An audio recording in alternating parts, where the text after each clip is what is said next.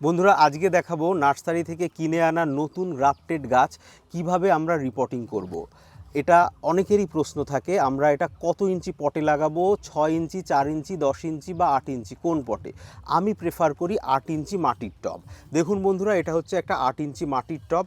সর্বপ্রথমে এরকম নতুন টব হলে তো খুবই ভালো হয়, তা নাহলে পুরনো টবকেই ধুয়ে নিতে হবে। এরপর যেটা করব, এই যে ইটের টুকরো বা টালি ভাঙা বা টাইলসের টুকরো আমরা একদম তলায় দিয়ে দেবো। একদম চিরাচরিত যে পদ্ধতি, সেই পদ্ধতিতে এই ছিদ্রগুলোর উপরে আমরা সরাসরি এটাকে দিয়ে দেব। এইভাবে দিয়ে দিতে হবে যাতে করে নিচের দিকে এয়ার স্পেস থাকে। এরপরে যে কাজটা, এই মোটা দানার বালি, দেখুন বন্ধুরা, এই মোটা দানার বালিটা আমরা এর মধ্যে দিয়ে দিলাম তলায়। এটা বেটার এয়ার সার্কুলেশন এবং জলটাকে বেরিয়ে যাওয়ার জন্যে বিশেষভাবে হেল্প করবে। এরপর যেটা করব সেটা হচ্ছে মাটি। আমি আগে থেকে বানিয়ে রাখা মাটি রয়েছে। এই মাটিটা আমি আগে যেভাবে বলেছি আমার চ্যানেলে, সেইভাবেই বানিয়ে রাখা মাটি। দেখুন বন্ধুরা, এই 50% মাটি দিয়ে দিলাম টবের, মোটামুটি 50 ভাগ মাটি দিয়ে ফিল আপ করে দিলাম। মাটি মানে গার্ডেন সয়েলের সাথে সাথে অন্যান্য উপাদান যা যা মিশিয়েছি সেগুলো। এইবার যেটা করব, এই যে টবের লাগানোর জন্য নতুন চারাটা নিয়ে নিলাম। এইবার এই চারাটার প্রশ্ন হয় অনেক ক্ষেত্রে যে এটাকে আমরা ডবল পটিং করব না সিঙ্গেল পটিং করব। ডবল পটিং হচ্ছে একটা এমন পদ্ধতি যেখানে গাছের রুট সিস্টেম যদি ভালোভাবে ডেভেলপমেন্ট না হয় তাহলেই মানুষ সেটাকে করত, এর তলাটা কেটে দিয়ে বসিয়ে দিত। কিন্তু যখন এরকম সুন্দর হেলদি গাছ এবং বেটার রুট সিস্টেম রয়েছে, তখন ডবল পটিং কিন্তু গাছকে ক্ষতি করবে।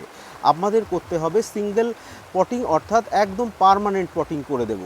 ডবল পটিং করলে এই সমস্ত জায়গায় যে রুটগুলো ছিল সেই রুটগুলো একটা কনফাইন্ড প্লেসের মধ্যে থেকে পরবর্তীতে ইনঅ্যাক্টিভ হয়ে যাওয়ার সম্ভাবনা থাকে।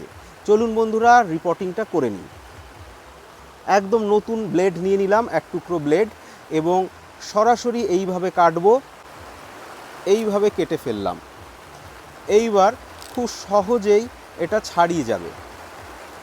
একদম ইজি প্রসেস। মাটিটা যদি বানানো থাকে, গাছ লাগানো ভীষণ সোজা। এইভাবে বসিয়ে দিলাম। দেখুন, আমরা যদি দেখাই কাছ থেকে নিয়ে দেখি, একটু জুম করে ভিতরটা দেখি, একদম এইভাবে মাটিতে গাছটা বসিয়ে দেব। প্লেন বসিয়ে দেওয়া এবং তারপর মাটি ওপর থেকে ঢেলে দিচ্ছি। ব্যাস, পটিং কমপ্লিট। তবে এখানেই শেষ নয়, আর একটা গুরুত্বপূর্ণ জিনিস হচ্ছে একে সাপোর্ট দেয়া। কারণ গাছটা গ্রাফটিংয়ে, যদি গ্রাফটিং নাও হয় তাহলেও নতুন গাছকে আমাদের সাপোর্ট দিতে হবে যাতে করে তার গোড়াটা সবসময় শক্ত থাকে এবং ডালপালাগুলো সেফ থাকে। এর জন্য আমি নিয়ে নিচ্ছি একটা শক্ত মজবুত কাঠি, এইভাবে এখানে পুঁতে দিলাম। এবার এখানে দেব একটা বাঁধন। একটা প্লাস্টিকের এরকম দড়ি নিলাম এবং এটাকে বেঁধে দিলাম।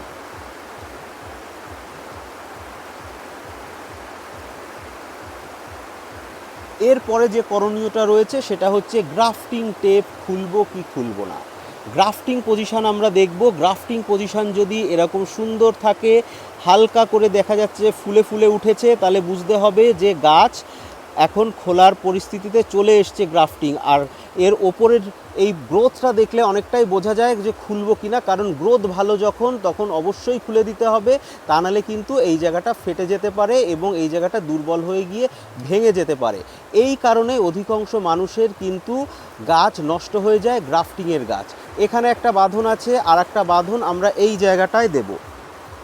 আর একটা বাঁধন, এই দেখুন যে নতুন গ্রোথ আছে সেখান থেকে একটা আলতো করে টেনে নিয়ে এইখানটায় বেঁধে দিলাম। দেখুন, একটু আলতো করে বেঁধে দিলাম, খুব বেশি টানবো না বা খুব বেশি ঢিলাও থাকবে না। এইবার আমরা অনায়াসেই এই গ্রাফটিং টেপটা কেটে ফেলতে পারি। আবার সেই নতুন ব্লেডটাকে আমাকে খুঁজতে হবে।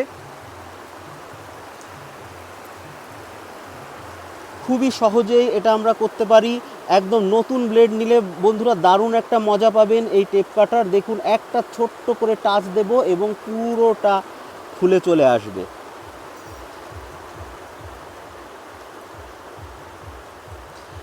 এইবার দেখুন, খুলে দেওয়ার পর গ্রাফটিং পজিশনটা দেখুন কি সুন্দরভাবে জয়েন্ট হয়ে গেছে।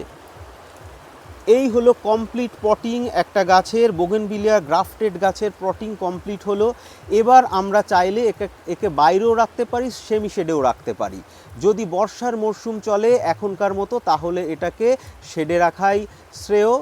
অন্তত গাছটা একটু ম্যাচিওর হলে আমরা ফুল সানলাইট এবং ফুল বৃষ্টিতে রাখবো। হার্ডি গাছ হলে কোনো সমস্যা নেই, কিন্তু কোনো সফিস্টিকেটেড বা একটু সংবেদনশীলতা বেশি থাকলেই কিন্তু বৃষ্টিকে এড়াতে হবে।